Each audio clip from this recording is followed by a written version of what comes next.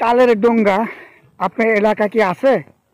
এই দেখেন অনেক দিন পর তালের ডোঙ্গা আমরা দেখছি। এই দেখেন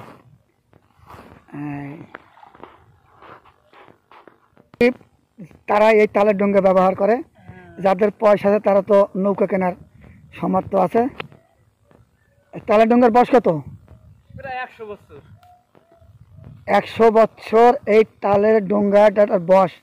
এটা কার আমলের এই তালের ডোঙ্গাটা? এটা হলো আমার দাদার আমলের। দাদার আমলের এখনো আছে দেখছেন। 100 বছর বয়স। 3 পুরুষ চলে গেছে, দাদা গেছে, বাপ গেছে, আর নিজে যাবার পালা। তবু ডোঙ্গা রয়ে গেছে। একটা ডোঙ্গার হায়াত মানুষে পায় না, তার উপরে কত বড়াই। তালের ডোঙ্গা, তাও তালের ডোঙ্গা দেখেন। বিশাল মাঠের মাঝে দাঁড়িয়ে আছি। 100 বছর বয়স।